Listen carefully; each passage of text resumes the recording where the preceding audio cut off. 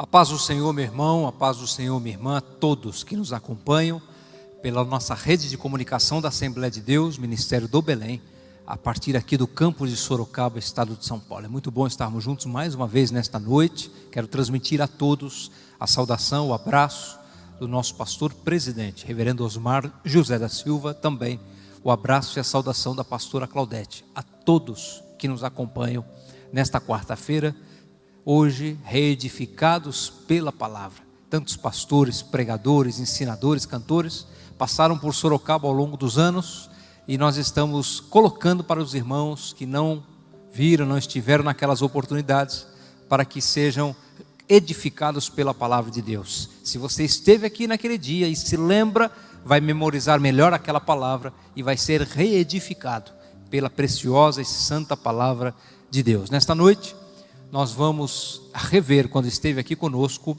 pastor Jamiel Lopes. Pastor Jamiel Lopes é psicólogo, é escritor da nossa CPAD, da nossa Casa Publicadora das Assembleias de Deus, e ele tem um vasto conhecimento na área de escola bíblica dominical, inclusive sendo comentarista de lição bíblica da escola dominical da nossa CPAD. Ele esteve conosco aqui num domingo pela manhã, nos trazendo um estudo maravilhoso de preparação, de apoio, de subsídio para professores de escola bíblica dominical. Por isso, hoje é uma palavra mais de estudo, mais técnica, mas também bíblica para as nossas vidas. Eu quero te pedir, você que conhece um professor de escola dominical, mande o link deste trabalho para este professor, porque certamente ele vai aprender um pouco mais e vai ser edificado por este conhecimento, por esta palavra de ensino e de estudo que serve para todos nós, principalmente para quem leciona em escola bíblica dominical. Vamos orar? Logo após esta oração, o nosso grupo de louvor vai louvar a Deus e na sequência nós já vamos ficar com o pastor e psicólogo e escritor, pastor Jamiel Lopes, nos trazendo um estudo sobre escola bíblica dominical. Curve a sua cabeça. Senhor Deus e Pai, nós te damos graça por mais esse dia de vida, Senhor. Como o Senhor tem sido misericordioso conosco, e os anos passam e as lutas vêm e as tempestades chegam e as dificuldades se colocam na nossa vida, mas o Senhor continua com a sua mão de poder estendida sobre cada um de nós, e é por isso que te agradecemos, Senhor. Te agradecemos porque o Senhor é um Deus de amor, que tem cuidado dos teus servos, tem cuidado da tua igreja como um jardim fechado, que o Senhor cuida, que o Senhor rega, que o Senhor faz crescer. A tua palavra diz: Paulo plantou, Apolo regou, mas é do Senhor que vem o crescimento da tua igreja, da nossa família, da nossa casa, o nosso crescimento individual também, espiritual e também material. Senhor, nós somos 100% dependentes da tua misericórdia sobre nós. Continua abençoando este meu irmão, esta minha irmã que nos acompanha nesta noite. Senhor, tu conheces as causas, entra com providência, Senhor. Ouve a oração, a súplica, veja as lágrimas deste servo e desta serva que ora com fé e com confiança em ti. Muitos já não confiando mais no homem, muitos já não confiando mais no recurso humano, mas ainda tem fé e confiança em ti, Senhor. Entra com providência. Eu te peço, abençoa que nós possamos ouvir a tua palavra, entender, viver e praticar a tua palavra. É o que eu te peço e já te agradeço, em nome do teu Filho amado Jesus Cristo, o nosso Salvador, que vive e que reina para sempre. Amém e amém. Deus abençoe a sua vida, a sua família, a sua casa, em nome de Jesus. Louve a Deus conosco.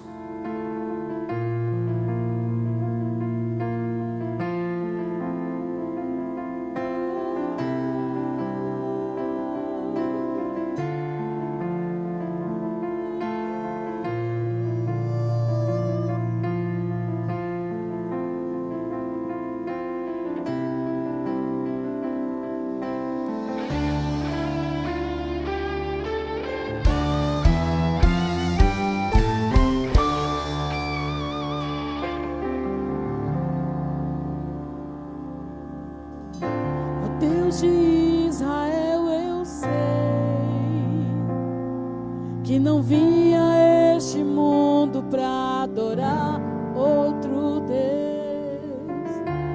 Os leões estão rugindo sem parar.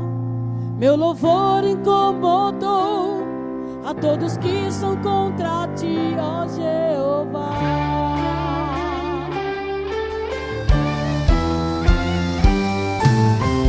Nada pode intercalar o louvor do meu coração. Dos manjares eu abro mão, os palácios não quero não. Eis-me aqui como Daniel, com os olhos focados no céu. Corro o risco de morrer, pois o que mantém obedecer. Senhor, não vou dividir minha adoração. Exclusivo é o meu coração, vivo só pra ti. Eu abro mão do céu, até diante da morte, prefiro ser fiel.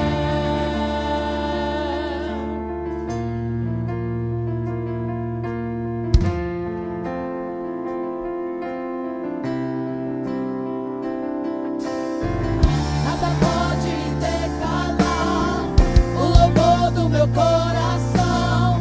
Dos manjares eu abro mão, os palácios não quero não. Com os olhos focados no céu, corro o risco de morrer, pois o que importa é obedecer. Senhor, não vou dividir a minha adoração. Exclusivo é o meu coração, vivo só pra ti. Eu abro mão do céu, até diante da morte, prefiro ser fiel.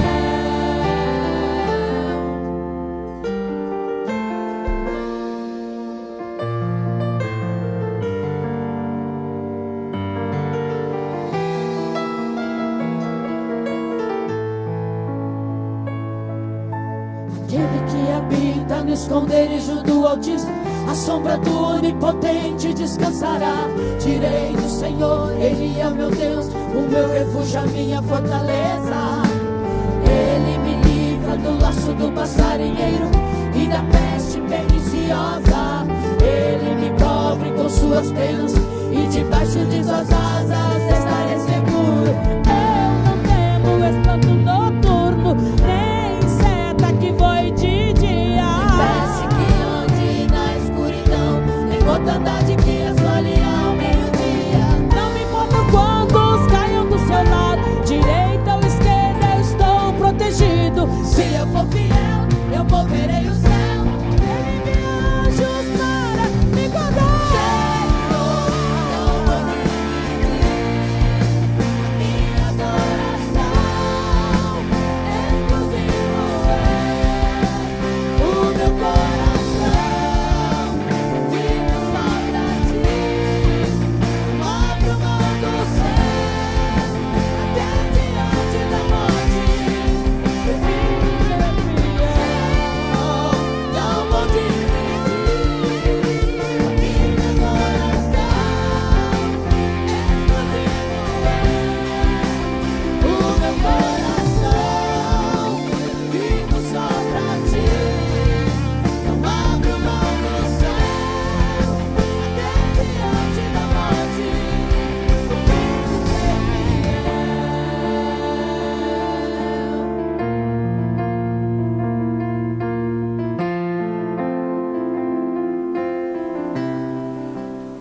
Eu desejo neste momento saudar a todos com a paz do Senhor Jesus. Eu gostaria de iniciar convidando vocês para a leitura de um versículo na Bíblia, em Hebreus 8:10. Vou pedir que passe o próximo slide, por favor. Hebreus 8, versículo 10. Ora, este é o pacto que farei com a casa de Israel depois daqueles dias, diz o Senhor: porei as minhas leis no seu entendimento, e em seu coração as escreverei. Eu serei o seu Deus, e eles serão o meu povo. Vamos todos repetir?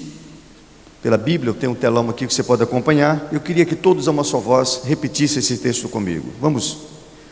Ora, este é o pacto que farei com a casa de Israel depois daqueles dias, diz o Senhor: porei as minhas leis no seu entendimento, e em seu coração as escreverei. Eu serei o seu Deus, e eles serão o meu povo. Meus queridos irmãos, de acordo com a psicologia, a psique humana, ela é formada de 3 elementos: o intelecto, o sentimento e a vontade. Através do meu intelecto eu penso, do sentimento eu sinto, e através da vontade eu ajo, ou eu decido. E acontece que nós somos um resultado daquilo que nós pensamos. Então, quando alguém recebe qualquer informação, essa informação inicialmente ela é processada na mente, e em seguida ela vai descer para o coração, e eu vou pôr algum tipo de emoção ou de sentimento a partir daquilo que eu estou pensando, e são esses sentimentos que vão produzir dentro de mim uma decisão, uma escolha que está relacionado à minha vontade. Quando eu leio esse texto bíblico, eu vejo que a palavra ela deve ser ensinada não apenas para alcançar o intelecto, não apenas para fazer com que as pessoas pensem, mas sobretudo que isto leve as pessoas a tomarem atitudes, que leve as pessoas a agirem. Então, de certo modo, eu penso, eu sinto e em seguida eu ajo. E o escritor aos Hebreus ele diz: ora, este é o pacto que farei com a casa de Israel depois daquele dia, diz o Senhor. Porei as minhas leis, inicialmente onde? No seu entendimento, no seu intelecto. Ou seja, eu tenho que levar o meu aluno, eu tenho que levar a pessoa a pensar. Eu alcancei o intelecto dele, a sua mente, e diz: e em seu coração eu as escreverei. Porque quando a palavra ela desce ao coração, isto vai fortalecer a pessoa a ponto dela não pecar. Por isso que o salmista escreveu dizendo: escondi a tua palavra no meu coração para não pecar contra ti.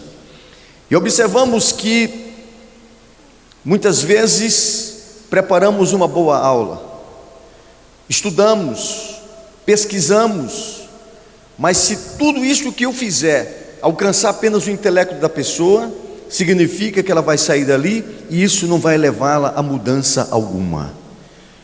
E é importante nós pensarmos no efeito que a palavra tem, no efeito de mudança, e nos questionarmos como estamos processando a palavra ou recebendo, ou como estamos de fato ensinando. Então a palavra ela tem que descer ao coração. Por isso que eu coloco a necessidade de você causar impacto. Você precisa impactar. E quando falo impacto, é algo que vai fazer você sair pensando sobre isso, e não só isto, que leve você a uma mudança de atitude, leve você a uma mudança de comportamento. E eu gostaria de destacar, irmãos, o grande desafio que nós enfrentamos na atualidade. Como eu coloquei, desde os anos 80, que parece que o mundo ele acelerou seu processo de evolução, de crescimento em termos de avanço tecnológico. Eu costumo dar palestra para adolescentes e jovens, e eu muitas vezes começo questionando eles e perguntando: você conseguiria imaginar um mundo sem celular, um mundo sem TV, um mundo sem a internet, o mundo sem os tablets, sem os games. Você consegue imaginar o mundo sem o Facebook, o mundo sem o WhatsApp, por exemplo? E eles riem e eles não conseguem imaginar, porque quando eles nasceram, eles cresceram com isso. Eu costumo dizer que a minha geração, nós somos analógicos, eles são digitais. Então tivemos que nos adaptar a essa realidade. E eles não, eles cresceram com isso.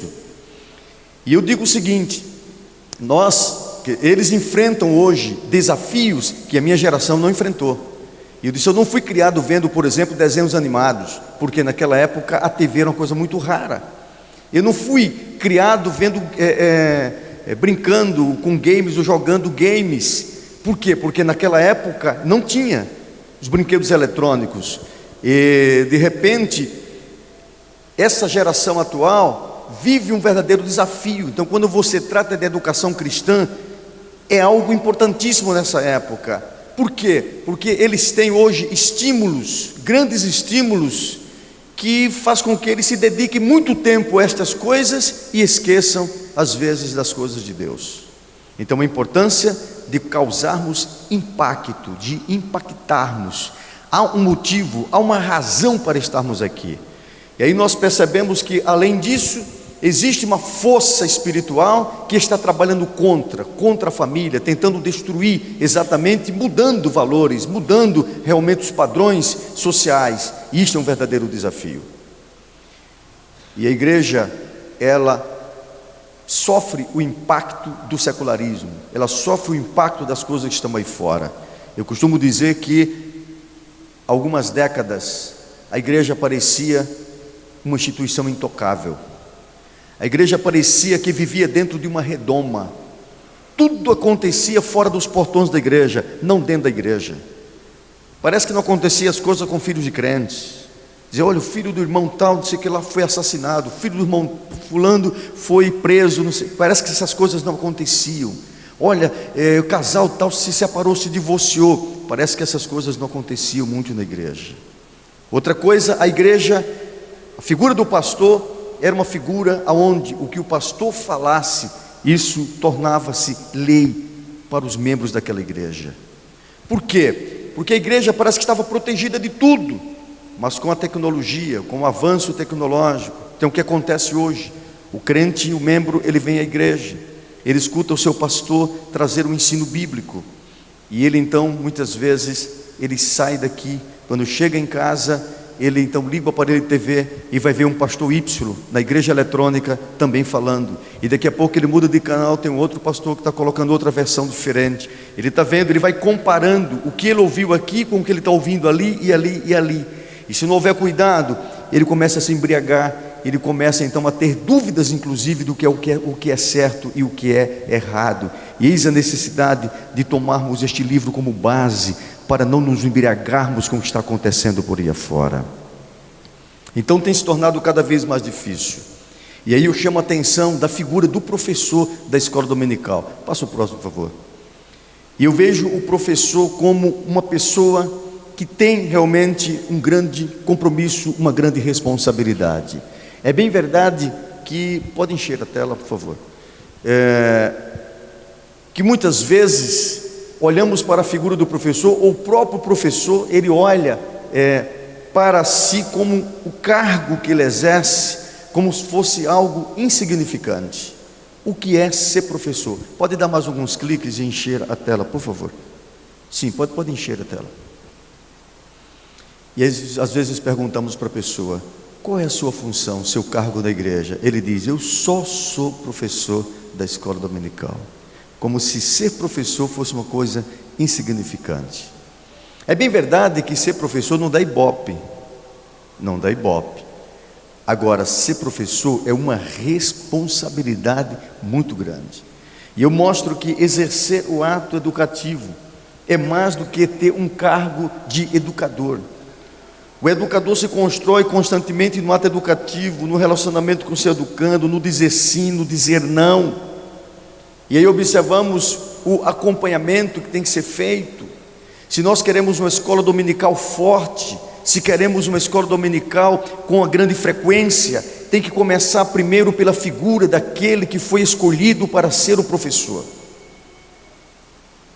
E às vezes temos aquela função, aquele cargo, e nos limitamos ao domingo, que temos aquela 1 hora para dar a nossa aula. Mas aquele que assume o ato educativo, não só o cargo do educador, ele vai mais além do que isto. Ele adota os seus alunos, ele procura então os seus alunos no decorrer da semana. Se o aluno ele não veio à escola dominical, ele vai então procurar saber, ele vai visitar esse aluno e saber o porquê que ele faltou, e não necessariamente deixar de lado. Então o professor da escola dominical é uma pessoa importante no processo da educação e desenvolvimento do exercício do ato educativo. Por quê? Porque é a pessoa às vezes até mais importante do que a figura do pastor ali naquele contexto, porque é a pessoa que está próximo do aluno. O pastor não tem como ele sozinho dar conta de uma multidão. É por isso que é dividido o trabalho e cada pessoa assume um grupo ali para dar sua aula. Porque quando o professor está próximo, ele é capaz de tirar as dúvidas do aluno. E é impossível numa reunião como esta, num culto de ensino, um membro que tem dúvida daquilo que está sendo falado, ele levanta a mão e diz: pastor, por favor, pode me explicar isso aqui, eu não entendi a sua mensagem. Não, geralmente ele vai para casa com a sua dúvida, mas na escola dominical não. Ele vai dizer: professor, isto aqui eu não entendi. E o professor vai explicar para ele, sem falar que o professor é também um conselheiro dele. Ele poderá tratar os seus problemas, as suas dificuldades ali para o professor. Mas o professor que conhece os seus alunos, que sabe dos seus alunos por nome, conhece pelo nome. Porque é muito ruim quando dizem: você de blusa preta aqui. O de blusa preta tem nome. Então aprenda a pronunciar o nome dos seus alunos. Saiba onde ele mora, onde eles vivem. Veja a realidade de vida dessas pessoas, e assim você poderá de fato alcançá-los. Eu trago sempre esse exemplo que marcou a minha vida. Quando eu era criança, eu tinha um professor da escola dominical, chamava-se Zezinho.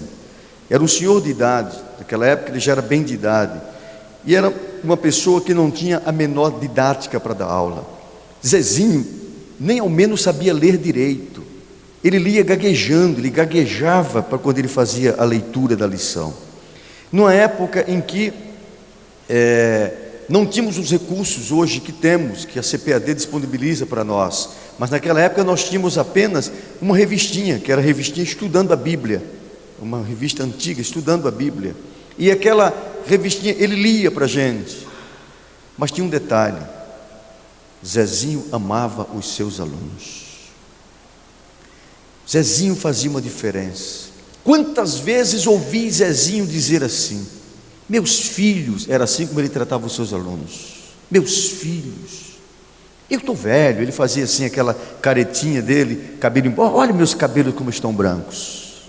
Ele dizia: eu estou velho, daqui a pouco não vou poder mais estar aqui, são vocês que vão assumir essa classe, vocês serão pastores, serão missionários, e tem que prestar atenção, escuta. Mas Zezinho não se limitava somente ao domingo de manhã.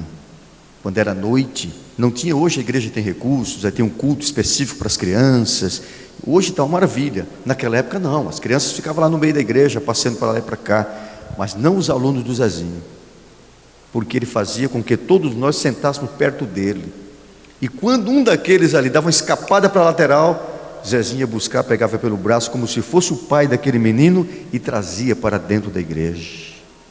No culto de ensino, Zezinho chamava os alunos para sentar perto dele e dobrava o joelho no meio dos alunos e ficava lá. Então, escola dominical para aquele homem não era só domingo de manhã. Ele tratava, ele adotou, eu dizia que ele adotou seus alunos. Isso é fazer a diferença. Outra coisa, um aluno que faltasse, Zezinho nos convocava para a gente ir na casa daquele aluno que faltou, para sabermos o porquê que este aluno faltou. Aí, pelo menos na classe dele, o índice de ausência era quase zero. Quem era que não queria ir para a escola dominical? Zezinho era um homem pobre, muito simples. A casinha dele era uma casinha naquela época de barro, batida. Era um homem muito simples, muito humilde. Não sei como mas ele levou certa vez a classe inteira para a casa dele e deu almoço para todo mundo. Contou histórias bíblicas e fez brincadeira. Lá no Nordeste chama aquele pote, aquele vaso de barro, colocou, que se coloca geralmente balas dentro, né? E faz aquele, põe a venda e pega um pau e rodia assim para quebrar. E ele fez diferente, ele colocou uma galinha dentro. Eu lembro, meu irmão foi que quebrou o vaso e fomos felizes para casa, e foi uma galinha viva, né? Fomos para casa com a galinha, coitada da galinha, não sei como não arrebentou a cabeça dela, mas isso marcou. Isso aconteceu quando eu tinha mais ou menos meus 7, 8 anos de idade, e eu estou ainda hoje lembrando o Zezinho. Anos depois, quando eu tinha apenas 16 anos de idade, eu me tornei o professor titular daquela classe que Zezinho era professor. Zezinho partiu, ele me viu ainda dando aula lá. Ele partiu para a eternidade e não viu os seus alunos, como eu e outros, que se tornaram pastores, cumprindo-se o que ele havia ensinado ali. Ele está na eternidade, mas hoje ele está sendo lembrado aqui. Por quê? Porque foi um professor que conseguiu impactar a vida dos seus alunos. Aleluia. Precisamos, irmãos, causar este impacto, este choque, para que o aluno sinta a necessidade de estar aqui, porque as atrações, o atrativo lá fora é muito grande, e nós precisamos hoje realmente trazer os nossos alunos, os nossos filhos, trazemos para a escola bíblica dominical. Então, o verdadeiro educador é aquele que consegue fazer a diferença na vida dos seus alunos. Faça a diferença. Eu costumo dizer que se nós fazemos sempre as mesmas coisas, obteremos sempre os mesmos resultados. Agora, você quer fazer diferente, você quer resultados diferentes, aprenda a fazer coisas diferentes. Não adianta esperar resultados diferentes e ficar, eu quero que a coisa mude, eu quero que aconteça, eu quero que faça, eu quero, se você continua sempre fazendo as mesmas coisas. Quer resultados diferentes? Faça coisas diferentes. Deus nos chamou, nos escolheu para fazermos diferença. Faça diferença na sua casa, faça diferença lá no seu trabalho, faça diferença lá na universidade, faça diferença na igreja, seja diferente e deixa que o Senhor te use para você poder, de certo modo, ver o seu trabalho crescer e florescer. É importante se fazer a diferença. Passa o próximo, por favor.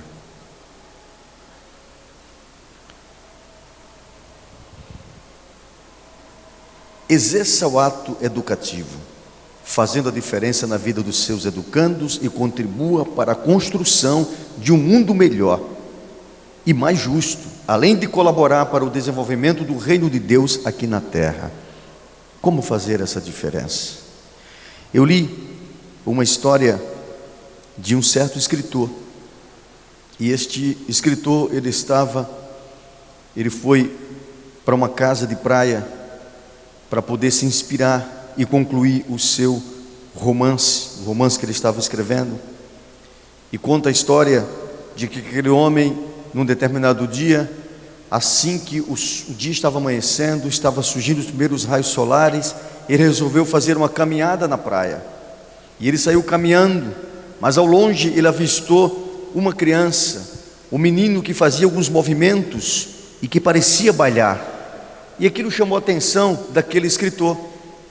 E ele chegou então próximo do menino e perguntou: menino, o que fazes? E ele disse: não vês? Ele abaixou-se, pegou uma estrelinha do mar e disse: eu estou salvando as estrelinhas do mar.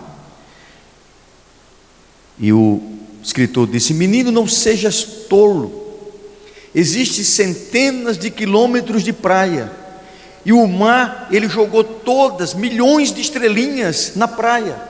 Daqui a pouco o sol vai esquentar e todas elas vão morrer. Que diferença faz você colocar uma ou outra de volta à água?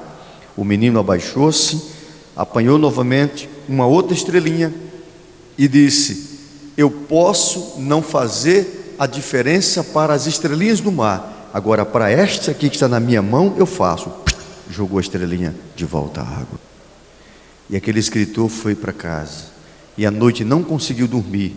E no dia seguinte ele juntou-se ao menino e começou a salvar estrelinhas do mar. Você pode não poder resolver os problemas sociais que existem aí. Você pode não resolver os problemas particulares das pessoas. Você pode não salvar o mundo. Mas você pode impactar pelo menos uma vida, pelo menos uma pessoa. E você fará a diferença na vida desta pessoa particularmente. Não tem coisa mais agradável, mais gostosa na vida de que você impactar a vida de alguém e depois de alguns anos você ser procurado por essa pessoa e dizer: eu estou aqui graças àquilo que você fez por mim. Então você marca. Pastor Mário, ele colocou aqui que nós somos amigos, irmão. Eu já conheci o pastor Mário já de um tempo, desde que cheguei em Campinas, mas estreitamos a nossa amizade num momento muito crítico da minha vida, no momento que eu sofri um acidente automobilístico e ele trabalhava no hospital, e o pastor Mário me deu uma assistência, que eu digo, tem coisas que a gente faz que dinheiro não é capaz de pagar. Você não consegue recompensar com dinheiro. E aí não tem algo melhor do que uma boa amizade. E hoje caminhamos juntos, viajamos quando pudemos, trabalhamos juntos num projeto e vejo que foi uma dádiva de Deus. Em meio, às vezes, àqueles momentos difíceis, negros da nossa vida, que Deus ele traz coisas especiais para nós. São aqueles momentos que parece que tudo acabou e Deus diz não. E Deus começa realmente nos trazer, nos proporcionar outras coisas. E eu sou grato a Deus. Então faça a diferença. Então procure agir de forma diferente daquilo que você tem de fato feito. Próximo, por favor. Então é importante nesse momento a igreja ela repensar o seu papel. Pode encher a tela, viu? No processo da educação. E para que causemos este impacto, precisamos, de certo modo, enxergar a pessoa como um todo. E essa pessoa ela tem que ser vista na sua totalidade e não apenas um aspecto. Às vezes estamos muito preocupados com o aspecto espiritual e esquecemos o aspecto social, físico, mental. A Bíblia mostra que Jesus, ele crescia de 4 formas. Lucas 1,52 diz assim: e crescia Jesus em sabedoria, em estatura e em graça diante de Deus e dos homens. Crescia Jesus em sabedoria, crescimento mental. Crescia Jesus em estatura, crescimento físico. Crescia Jesus em graça diante de Deus, crescimento espiritual. E crescia em graça diante dos homens, crescimento social. Então nós precisamos abranger todas as áreas da vida. Às vezes nos preocupamos, como eu coloquei, mais com o espiritual. E nós ganhamos a pessoa para ir para os céus. E esquecemos que esta pessoa ainda vai passar alguns dias aqui na terra. E precisamos cuidar desta pessoa. E às vezes sentir as dificuldades dela para poder de fato estendermos a mão e podermos ajudá-la. E às vezes aquele aluno de escola dominical foi embora, nunca mais veio. E às vezes ele nunca mais veio porque não tinha o dinheiro da passagem para vir para a igreja. Às vezes porque não tinha uma roupa, um calçado para vir à igreja. Mas se eu não conheço ele, eu não sei a realidade dele, eu não vou saber disto. Agora, se eu conheço essa realidade, então eu vou juntar os meus alunos para tentar ajudar aquela pessoa e trazê-la para cá.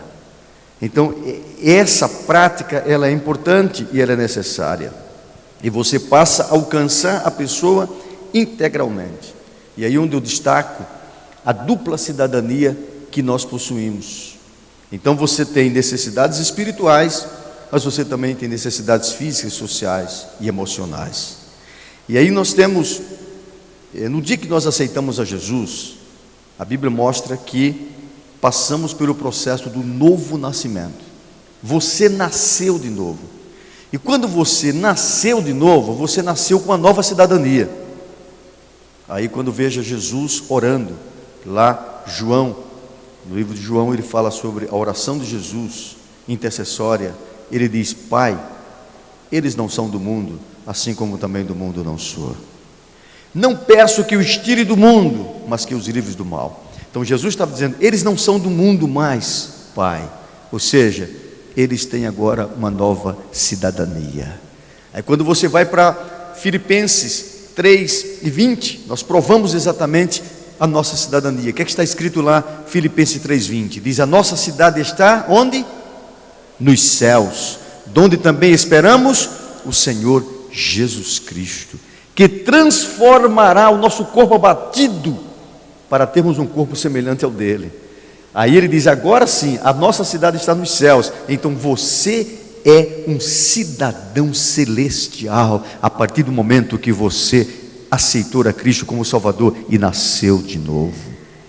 Mas você continua como cidadão terrestre. Nós estamos ainda passando esta fase ou esta etapa, até o dia em que o Senhor nos recolher, ou o dia que o Senhor voltar para nos arrebatar. E aí passamos aqui, e temos agora uma dupla cidadania. Você é um cidadão terrestre, mas um cidadão que pertence agora aos céus. E aí, irmãos, nós precisamos ter esta visão. Por isso que eu coloco como mudança de paradigma. Ou eu enxergo isso, ou então eu estou pregando um evangelho que apenas o discurso é um e a prática é outra. E aí eu estou distante da prática daquilo que a Bíblia ensina. Por isso que Tiago, ele escreveu dizendo: se você vai visitar o seu irmão, e o seu irmão está com fome, não tem o que comer, e eu digo: irmão, Deus te abençoe, irmão, olha que o Senhor abençoe você, e vou embora. Ele diz: o que é que eu fiz? E ele diz assim: a fé sem obras é morta.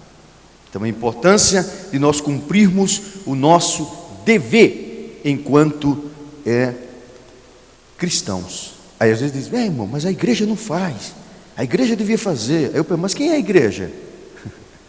A igreja somos nós. Então sou eu que tenho que fazer. Eu sou igreja. E às vezes nós jogamos a bola para frente, né? É porque não faz, é porque não tem amor, é porque... Então comece você a assumir isso, você fazer a sua parte. Esqueça os outros. Nós somos igreja, nós fazemos. Nós estamos ali para de fato cumprir a nossa parte, cumprir a nossa etapa. Quando você alcança a pessoa integralmente, próximo, por favor. Pode encher o slide completo. Para alcançar a pessoa integralmente, precisamos alcançar essas 4 áreas da vida, como colocamos: corpo, coração, mente e espírito. Então é importante você alcançar a pessoa integralmente. E pode passar o próximo. E aí nós temos as 4 dimensões da vida, que corresponde às 4 inteligências e suas manifestações. Aqui nós temos uma visão de um autor americano, que é o Steve Covey, e ele mostra uma coisa que eu nunca tinha visto ninguém tratar de inteligência como Steve Covey ele trabalha.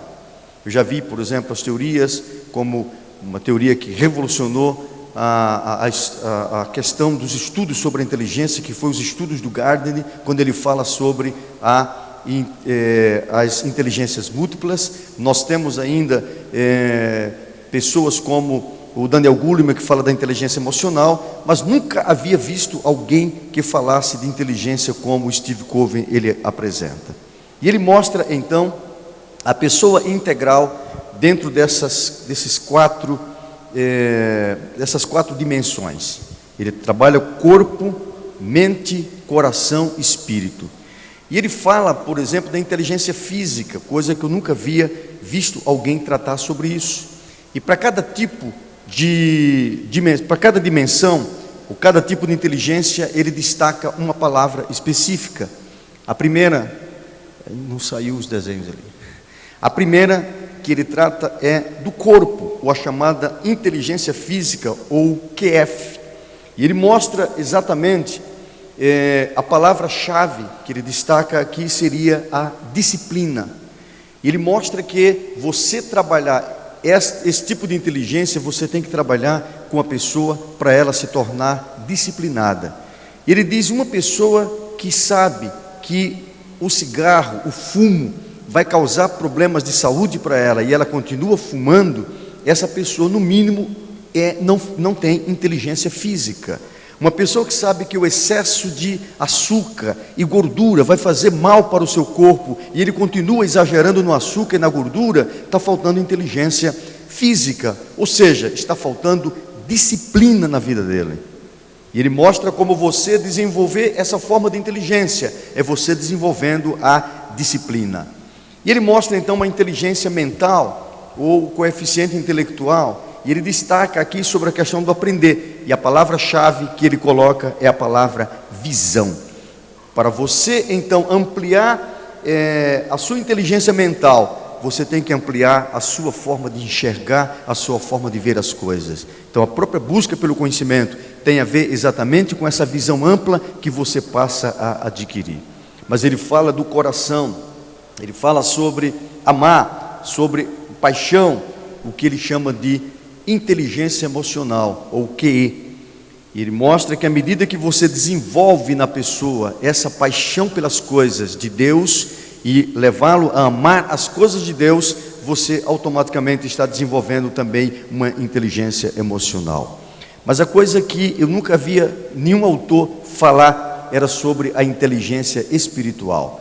E ele mostra aqui, destaca como a inteligência espiritual seria o desenvolvimento da consciência.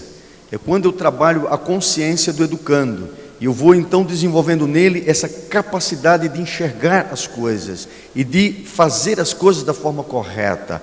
E aí ele fala em relação a se deixar um legado. É você então deixar algo para a sua posteridade. E vem aquela questão: como você gostaria de ser lembrado quando você vier a faltar? Como você quer ser lembrado quando você não estiver mais aqui? E é muito importante. Eu li um livro, infelizmente não lembro agora o nome do autor, mas o livro é Vidas e Carreiras, um livro muito interessante. E ele diz assim: o importante não é como você começa, mas como você termina. E ele coloca uma coisa fundamental. Ele diz: você pode até hoje ter tido uma vida que não seja uma vida de, digamos assim, de sucesso, ou uma vida que você se orgulhe do que você já fez. Não importa, ele diz, nunca é tarde para se começar. Hoje é o dia para você começar, para você iniciar. E ele mostra exemplos bíblicos. Ele diz, exemplo, Saul começou bem e terminou mal. E diz, Saul, se você analisar o começo de vida dele, a humildade daquele homem era tremenda. No dia que ele foi aclamado rei, no dia que ele foi apresentado a Israel como sendo rei, ele estava escondido na bagagem, de tão humilde que ele era. Mas deixou a soberba entrar no seu coração, deixou então a inveja, o ciúme, destruiu aquele homem, e o fim dele foi o suicídio. Depois de derrotado, ele próprio se jogou contra a sua espada. Ele mostra homens como Salomão começou bem, mas terminou mal. Um homem grande sábio. Imagina a oração que Salomão fez quando o Senhor apareceu em visão. Ele pediu sabedoria, mas Salomão terminou mal. E ele fala da história de Davi. Davi teve problemas. No percurso da vida dele, ele teve problemas, e problemas sérios. Davi não só cometeu um adultério, ele foi o mandante de um crime, de um assassinato. Foi grave, e ele pagou um preço alto pelo seu erro. Mas Davi arrependeu-se, Davi consertou isso, e Davi termina os seus dias de vida como um homem segundo o coração de Deus. Então é este o legado, é como você será lembrado. E quando você trabalha essa inteligência espiritual, você está exatamente trabalhando este aspecto. Então, quando alcançamos a pessoa de forma integral, estamos alcançando ela no corpo, fisicamente, mostrando que o corpo dela é o templo do Espírito Santo, por isso tem que ser bem cuidado e bem tratado, se exercer uma disciplina para esse corpo. Aí você trabalha a mente, trabalhando a visão, o ampliamento da visão dessa pessoa. Você trabalha o coração dela, despertando nela uma paixão, um amor pelas coisas de Deus, e você trabalha a consciência dela, para que ela seja exemplo, para que ela seja modelo. Então, o líder, ele é um agente social de transformação, e ele precisa, então, agir. Vou passar o próximo, por favor. E quando nós tratamos a pessoa de uma forma integral, nós não apenas alcançamos o corpo dessa pessoa, alcançamos a sua mente, o seu coração, mas sobretudo alcançamos o seu espírito, sua inteligência espiritual, alcançamos a sua consciência. Então, para você promover uma transformação mental, social e espiritual, você precisa tratar a pessoa como uma pessoa integral, como eu coloquei, não apenas tratando um aspecto da vida, mas você tratando essa pessoa de uma forma integral. Passa o próximo e passa mais um. Estamos já concluindo.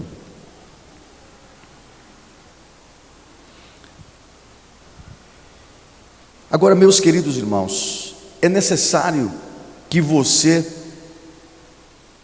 para impactar, você tenha estratégias.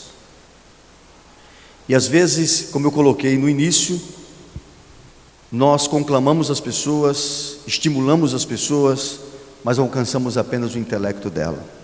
É como aquela professora secular, que ela está lá na escola, e ela prepara uma aula maravilhosa de conscientização sobre a preservação da natureza, e sobre a questão do lixo, que o lixo a gente tem que cuidar, a gente tem que reciclar, a gente tem que jogar na lixeira, enfim.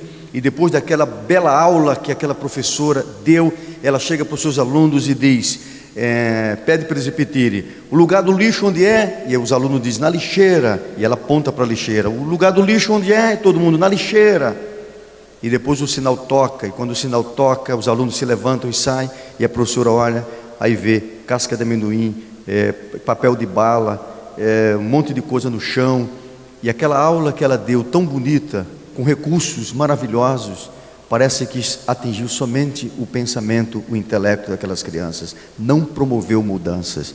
E quando você alcança, você causa impacto, é no momento então que você tem uma estratégia. É aquilo que vai levar a pessoa de fato a não esquecer mais do que você está falando. O impacto ele é causado quando você leva a pessoa à vivência. É aquilo que vai além de simplesmente o pensamento. É aquilo que vai à prática, e você leva, você desperta na pessoa realmente o desejo de mudança. E é necessário estratégia. E a estratégia é uma ferramenta no ato educativo. Então, para alcançar uma pessoa integralmente, precisamos estabelecer estratégia. Eu pergunto, qual é a sua estratégia?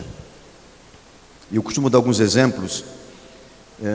Certa vez eu fui convidado, no final de ano, para falar para adolescentes, um grupo de adolescentes.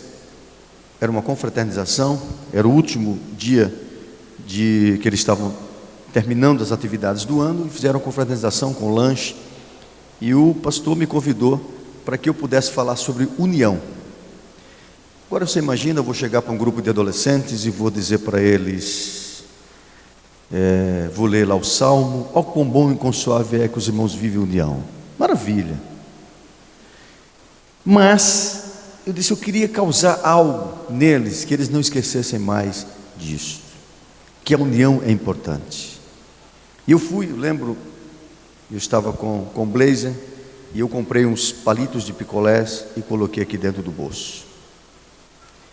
E tinha uma lousa que eu usei para escrever alguma coisa, e eu perguntei para eles, quem é o menino mais forte aqui presente? Imagina adolescente, né? Todos queriam ser o mais forte. E eu perguntei para as meninas, é este? Não é? É este? Não é? Então você começa a envolvê-los ali. E eu disse, eu vou fazer um teste aqui, vou fazer um exercício hoje aqui, para provar quem é o menino mais forte daqui. Eles ficaram tudo empolgados, Eu olhei assim, eu disse, eu acho que o mais forte é esse aqui. Tudo não é. E vem para cá. Vou fazer um teste com você. Se você é forte mesmo, você vai provar para todo mundo que você é forte. E ele veio todo empolgado.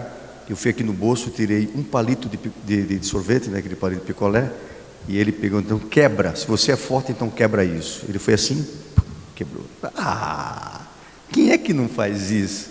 Todo mundo é capaz de fazer.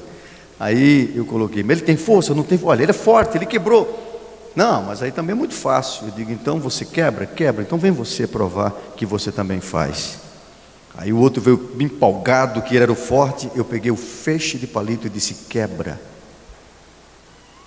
Aí ele pegou o feixe assim. Ele primeiro quis, não, você nem tentou. Tenta.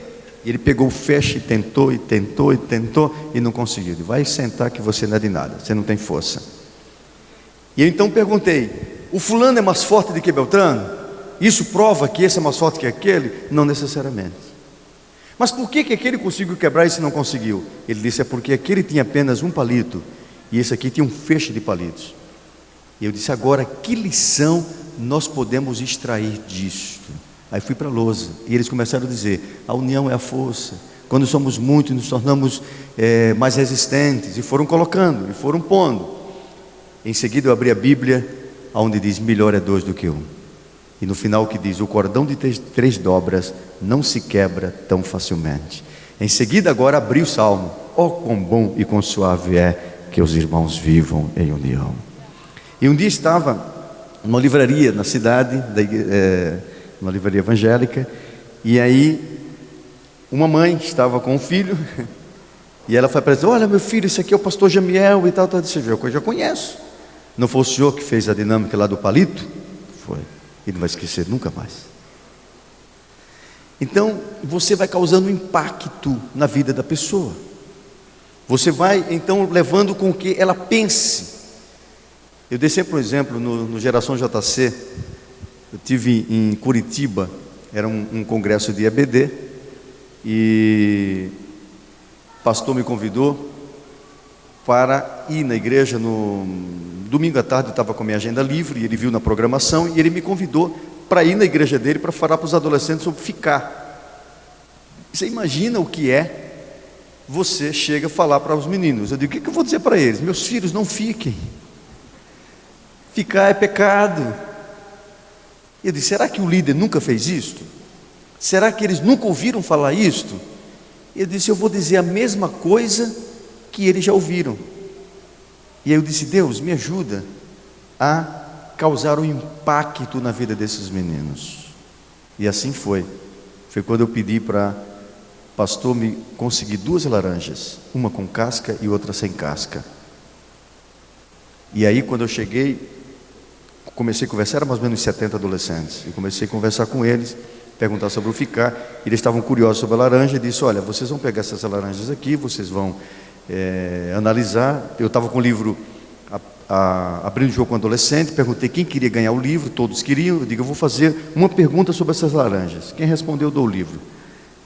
E aí passei e disse, olha, vocês podem pegar, vocês podem cheirar, se quiser passa no cabelo, entendeu? Só não esprema, mas pode apertar, pode fazer o que você quiser com a laranja. E assim foi, e foi passando até quando chegou no último. Quando chegou no último, eles trouxeram para mim, e eu escolhi aleatoriamente uma menina e um menino. E em seguida eu perguntei para ela, qual dessas laranjas você escolhe para chupar? Ela disse, a com casca. E perguntei para o menino, ele disse a mesma coisa, a com casca. E eu peguei aquela laranja sem casca, abri assim, disse, olha, essa aqui vocês não têm faca para cortar a laranja, então essa aqui já está facinho, é só vocês pegarem e chuparem, vocês não querem? Não. Ela disse, sei lá onde que puseram essa mão que pegou nessa laranja, entendeu? Para eu poder chupá-la. Aí o menino disse, passou de mão em mão, para mim não serve. Aí eu disse, olha, assim é quem fica, vai passando de mão em mão, de mão em mão, de mão em mão, de mão em mão. No dia que alguém quer um compromisso sério, não vai querer aquele que andou ficando, ele vai procurar aquele que se preservou. Aí eu perguntei, você quer ser uma laranja com casca ou sem casca? Todos disseram, com casca. Eu digo, então não fique. Se você ficar, você vai ser uma laranja sem casca. Então você passa a impactar os seus alunos, impactá-los, a partir do momento que você leva eles a uma vivência. Agora imagine isso somado com a graça e a unção do Espírito Santo. Então você usa as estratégias e você então trabalha isso. Eu lancei um livro intitulado Motivando os Seus Alunos. Esse livro, para quem é professor de escola dominical, eu trabalho nele não só a motivação, como você dinamizar o ensino na sua sala, como eu coloco 70 dinâmicas de grupo. São sugestões de trabalhos como esse que eu citei aqui para vocês. Então saia daqui hoje pensando num plano. Qual é o plano que você estabeleceu para alcançar os seus alunos? Qual é o plano? Então é importante você pensar exatamente nisso. E eu quero concluir, enquanto o nosso horário já se foi, eu quero encerrar fazendo uma reflexão. Pense sobre o seu trabalho. Pense no que você tem feito. O que você tem feito tem sido o melhor que você pode? Tem dois fatos bíblicos que eu encerro dando esses dois exemplos bíblicos. São exemplos que quando eu medito neles, isso me causa tremor e uma reflexão muito profunda. Primeiro exemplo, todos dois dados por Jesus. O primeiro, de uma mulher viúva, que ela deposita as duas únicas moedas que ela tinha na arca do tesouro. E Jesus pergunta aos discípulos sobre quem deu a maior oferta. E, obviamente, pessoas que depositaram altas quantias, e o próprio Jesus responde que foi a mulher viúva, porque ela deu tudo quanto ela tinha. E às vezes eu pergunto, será que eu tenho dado tudo que eu tenho para o Senhor? Será que eu tenho dado tudo que eu tenho, a minha vida, os meus talentos, os meus dons? Será que eu tenho dado o meu tempo para o Senhor? Será que eu tenho dado as minhas finanças para o Senhor? E eu começo então a me questionar. Jesus disse, ela deu tudo. E às vezes, o que é que nós damos para o Senhor? A nossa sobra. Nós temos tempo para tudo, menos para o Senhor. E aí, isso me faz refletir. E como eu coloquei, eu estremeço. Segundo exemplo, esse ainda é muito mais forte. É o exemplo daquela mulher que pegou aquele vaso de alabastro, com unguento caríssimo, de nardo puro, e ela chega ali onde Jesus está, numa determinada casa, quebra o vaso e derrama o perfume sobre Jesus. E obviamente pelo preço do vaso, isso causou uma certa revolta nas pessoas. O próprio Judas disse, mas Senhor, isso é um desperdício, poderia se pegar o dinheiro, vender isso e distribuir o dinheiro com os pobres. Jesus disse, os pobres sempre tendem convosco. Mas Jesus disse 3 coisas relacionadas a essa mulher que me estremece. Um dia Deus me deu uma mensagem só sobre isso. Eu vou só citar assim, mas pregue sobre isso quando você tiver oportunidade. Aprofunde isso, que é muito importante. Primeira frase que Jesus colocou para aquela mulher foi: ela praticou uma boa ação para comigo. Ou seja, não repreenda. Os pobres sempre tendem convosco. Mas esta mulher que vocês estão criticando ela, aí ele diz, primeiro, ela praticou uma boa ação para comigo. E isso me faz refletir sobre as minhas ações. Que tipo de ação eu tenho praticado? Ação boa ou ação ruim? Ações ruins. Tem a primeira reflexão que eu faço. Segundo, ela não praticou apenas uma boa ação, ela praticou uma boa ação para Jesus. E naquele exemplo que ele dá lá, né, que ele fala que quando ele vier, ele vai separar dos grupos, né? Quando a vinda dele, no caso, para o julgamento das nações, e ele vai então separar dos grupos. O grupo da direita ele chama das ovelhas e da esquerda de bodes. E aí, quando questionarem sobre o porquê, ele vai dizer: olha, vocês, quando eu estava doente, vocês não foram ver, eu estava nu na prisão, vocês não me visitaram, enfim.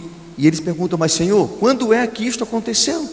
Ele disse: quando vocês não fizeram a um dos meus pequeninos, vocês não fizeram também para mim.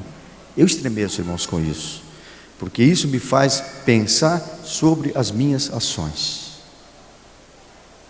A segunda coisa que Jesus colocou para aquela mulher é mais profunda ainda. O segundo item é quando ele diz o seguinte: esta mulher, ela fez tudo quanto ela podia fazer. Você já pensou nisso? Ela fez tudo quanto ela podia. Aí eu pergunto: será que eu estou fazendo tudo o que eu posso para o meu Senhor? Ou eu poderia fazer um pouco melhor? Será que eu estou fazendo tudo o que eu tenho capacidade para fazer? Ou eu estou fazendo assim, tratando as coisas meio relaxadamente? Isso me faz ver como tem sido as minhas atitudes relacionadas às coisas de Deus. Ela fez tudo quanto ela podia, e muitas vezes, mais uma vez, estamos dedicando para o Senhor as nossas sobras. E a terceira coisa, é a mais profunda ainda, é quando ele diz o seguinte: o que esta mulher fez será lembrado em todo o mundo. Ou seja, essa mulher vai deixar um legado, e jamais será esquecido o que ela fez. Passaram mais de 2000 anos, e nós estamos aqui lembrando o ato desta mulher. Aí vem a pergunta: que legado eu estarei deixando? Como é que eu vou ser lembrado quando eu não estiver mais aqui? Então essas três coisas que Jesus falou para aquela mulher me toca profundamente. Deus me deu uma mensagem um dia justamente sobre isso, certo? Então é importante nós refletirmos sobre as nossas ações, sobre o que nós temos feito para o Senhor, nossa dedicação, e sobre o nosso legado. Então eu gostaria de colocar exatamente isso.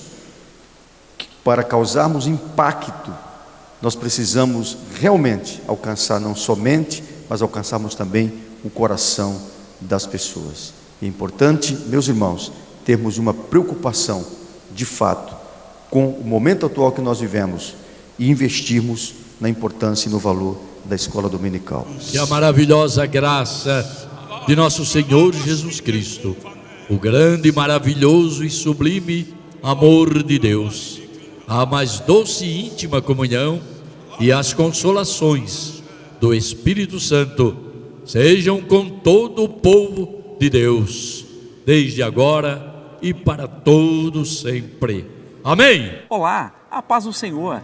Baixe agora o aplicativo para smartphone oficial da AD Sorocaba. Aqui você lê mensagens e notícias, fica por dentro dos eventos e pode enviar o seu pedido de oração. E já tem o link para acessar nossas redes sociais e assistir os cultos ao vivo. E muito mais. Baixe já, é gratuito, é AD Sorocaba. Unidos, somos mais fortes.